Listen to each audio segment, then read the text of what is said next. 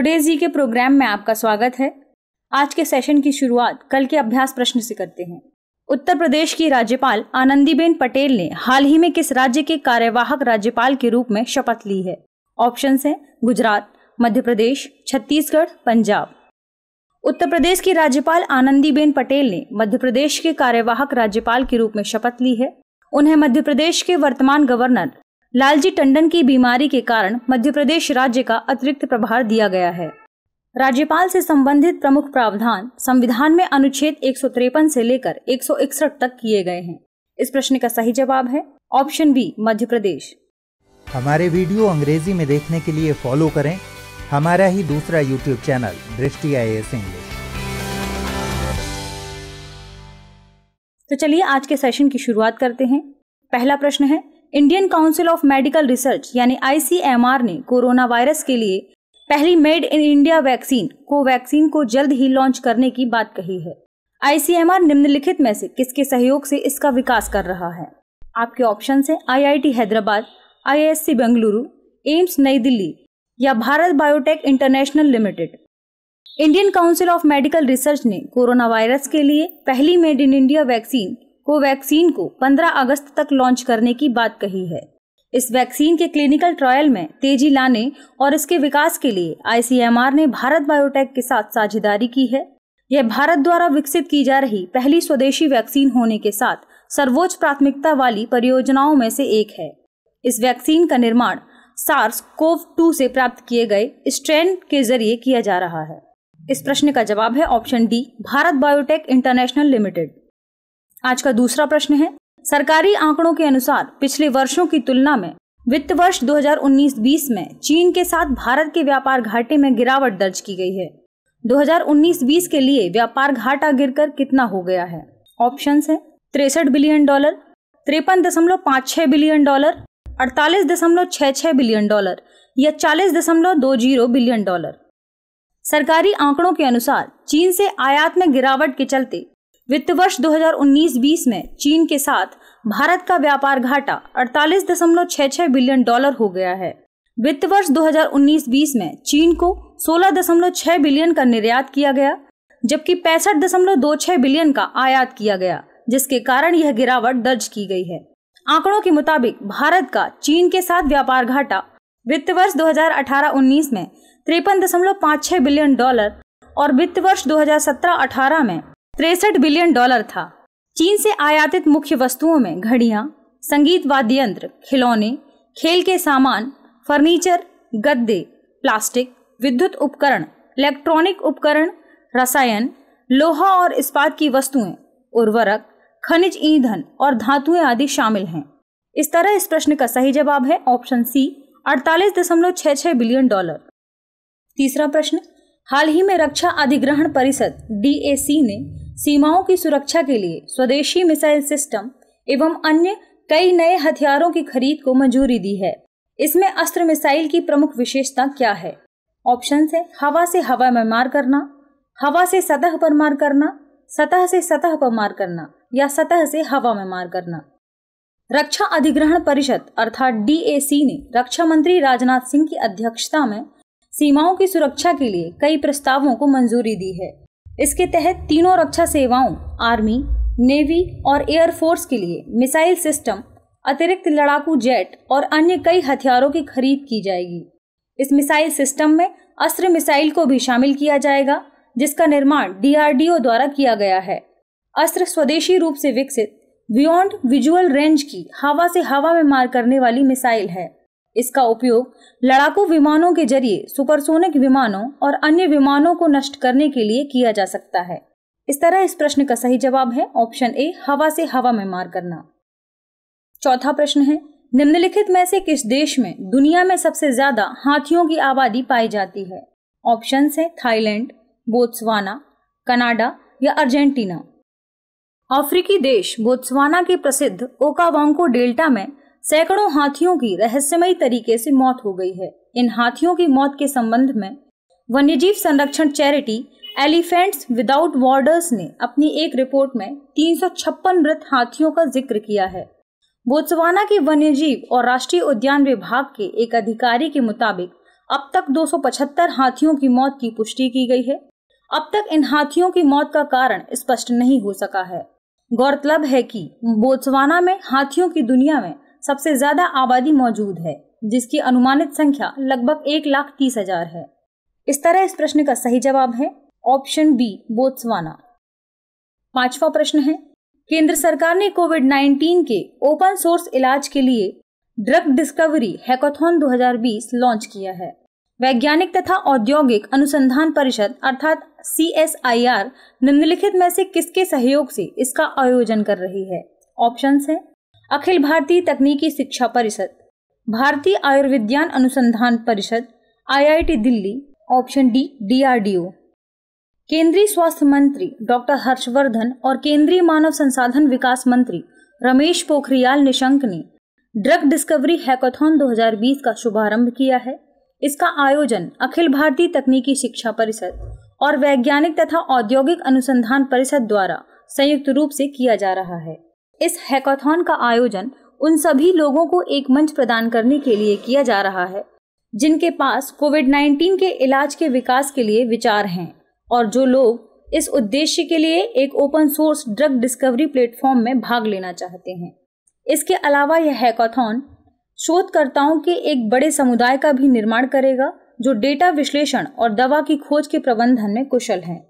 इस प्रकार इस प्रश्न का सही जवाब है ऑप्शन ए, अखिल भारतीय तकनीकी शिक्षा परिषद। 6वां प्रश्न है, निम्नलिखित में से कौन सा से कथन भारत के सॉलिसिटर जनरल के बारे में सही है या है? भारत का सॉलिसिटर जनरल भारत सरकार का दूसरा विधि अधिकारी है जिसका प्रमुख कार्य महान्यायवादी अर्थात अटॉर्नी जनरल ऑफ इंडिया की सहायता करना है। भारत के सॉलिसिटर जनरल का पद संवैधानिक होता है।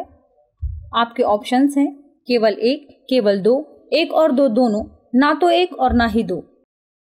महान्यायवादी की सहायता के लिए कुछ और पदों की व्यवस्था की गई है जिसमें सबसे महत्वपूर्ण पद है भारत का सॉलिसिटर जनरल। भारत का सॉलिसिटर जनरल भारत सरकार का दूसरा विधि अधिकारी है जिसका प्रमुख कार्य अटॉर्नी जनरल की सहायता करना है। दोनों का बड़ा अंतर यह है कि जहां अटॉर्नी जनरल का पद संविधान के अनुच्छेद 76 के तहत एक संवैधानिक पद है, वहीं सॉलिसिटर जनरल का पद संवैधानिक न होकर मात्र वैधानिक है। इस पद की सेवा शर्तों आदि का विनियमन विधि अधिकारी नियमावली 1987 के तहत होता है। इस तरह इस प्रश्न का सही जवाब है ऑप्शन ए, केवल एक।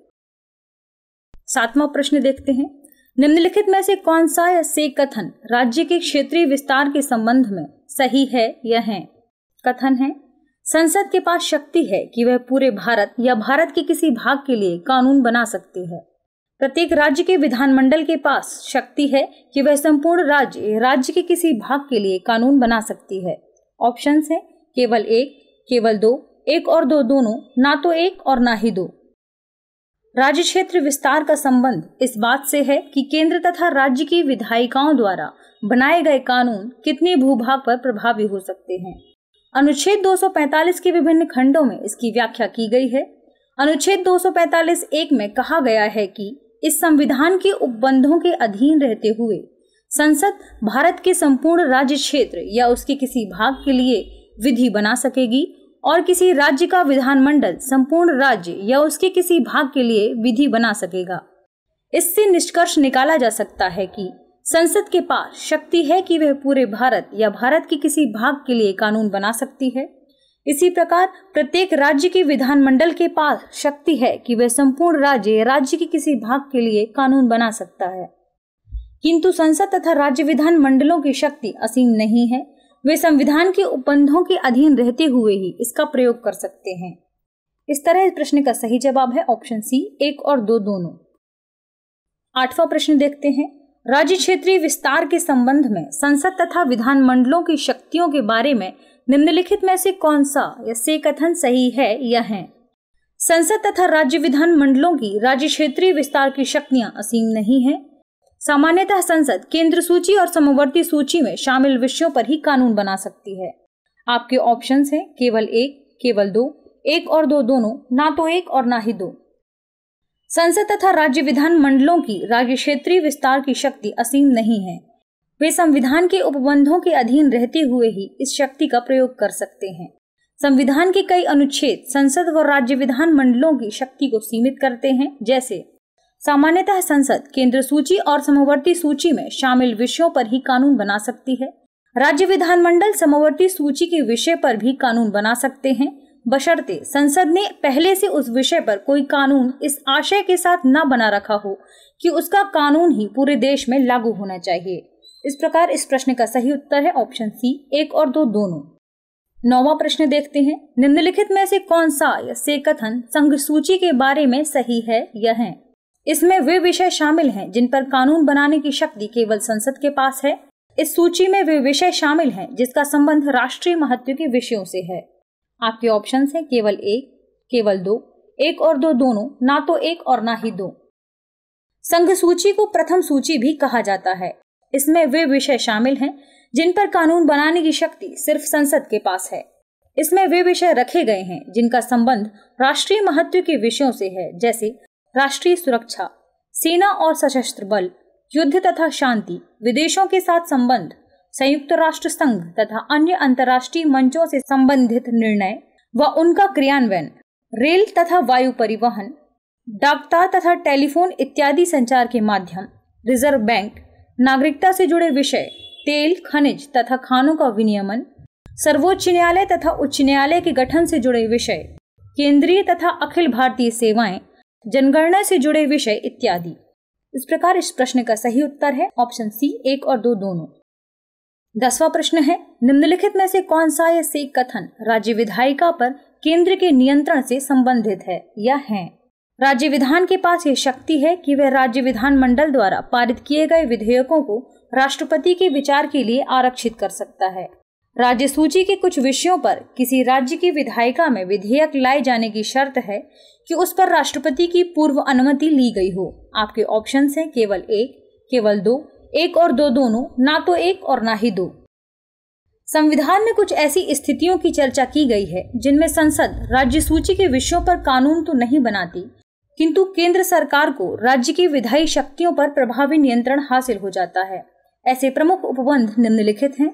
अनुच्छेद 200 के तहत राज्यपाल के पास यह शक्ति है कि वह राज्य विधान मंडल द्वारा पारित किए गए विधेयकों को राष्ट्रपति के विचार के लिए आरक्षित कर सकता है। अनुच्छेद 201 राष्ट्रपति को शक्ति देता है कि वह ऐसे विधेयकों पर पॉकेट वीटो या निरपेक्ष वीटो का प्रयोग कर सके।